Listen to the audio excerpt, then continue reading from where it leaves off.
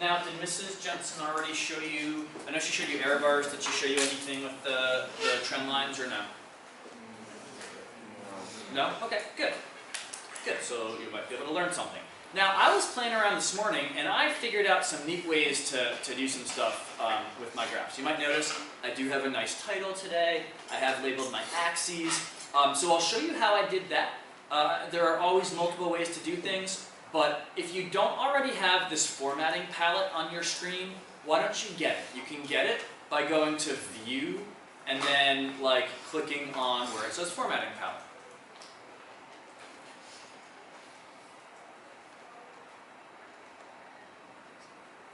And then there's a tab for chart options, so you're going to want to have that displayed, other chart options. And then right at the top here for titles, I have 3 different kinds of titles that I could assign. There's the one for the chart title, right? And then I can type whatever I want the title of the graph to be, so I've already done that. And then I can do my axes in here also. So I can type what I want for my horizontal axis, right? So that was a neat way that I thought I could do that. The other thing that I did here that wasn't the default, for whatever reason, the default for an XY scatter plot is to give major horizontal grid lines, but no vertical grid lines. I just checked off that I want to have, what did I just do? Whoops. I just checked off that I want to have major vertical grid lines as well. You might even want to do minor grid lines. We will be calculating some slopes, so it might be nice for you to have horizontal, the minor grid lines, but that's your call, whatever you think would work for you.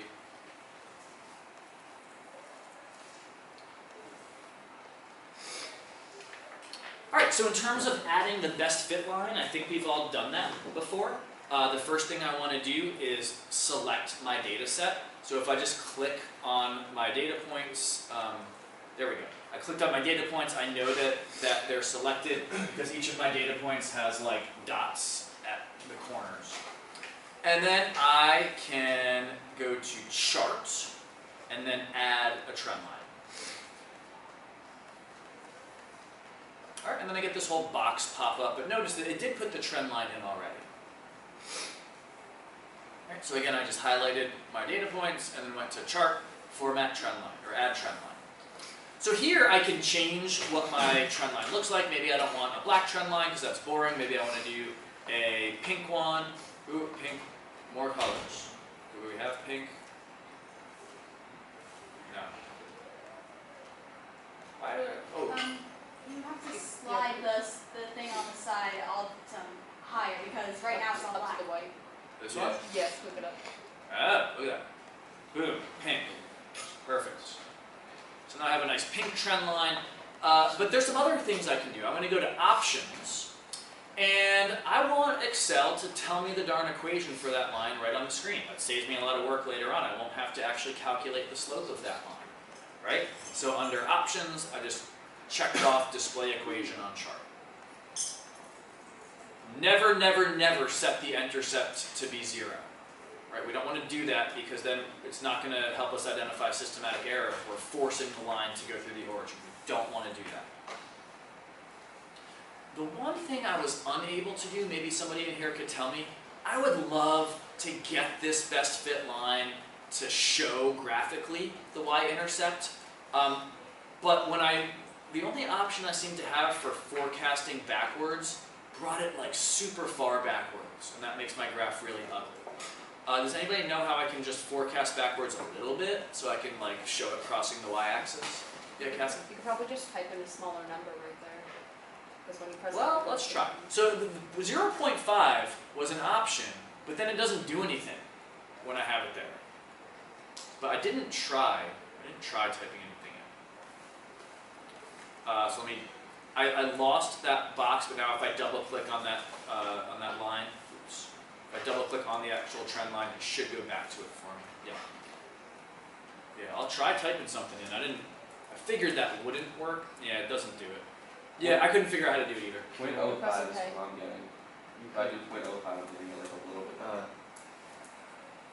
I think Mine it's is- Well, you could just, Yeah, mine doesn't do it. right, you could just click I could drag display it. equation and then you could find out the y-intercept from that. Right, yeah, absolutely. The y-intercept is negative like 0.61. I just would love to be able to see it graphically.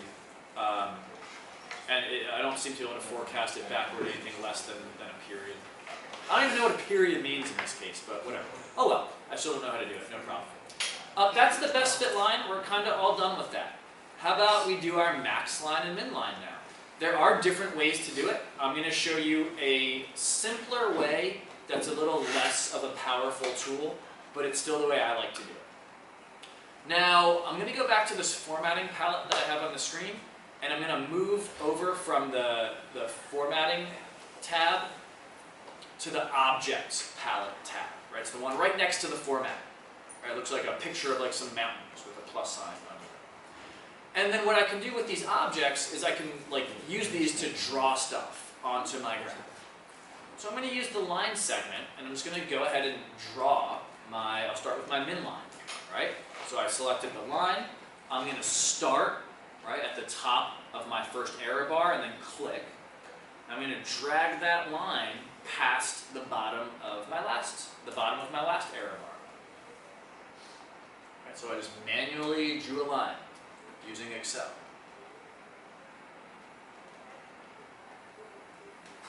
And then I'd like to do a little bit of formatting to that min line as well.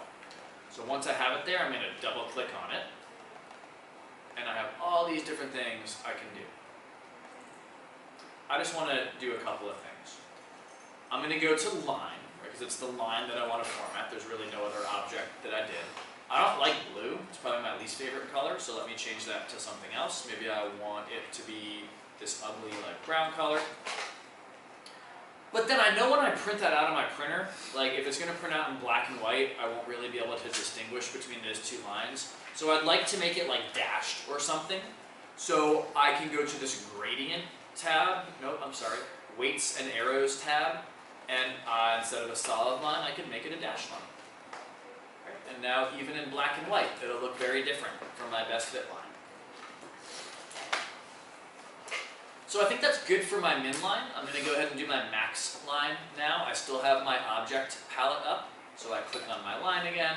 I go down to the bottom of my first error bar, click, and then drag across the top of my last error bar. So why don't you guys go ahead and do that, and then maybe make that dotted, or make it under the weights and errors a little different than the first one you did. Dotted probably works better than anything else.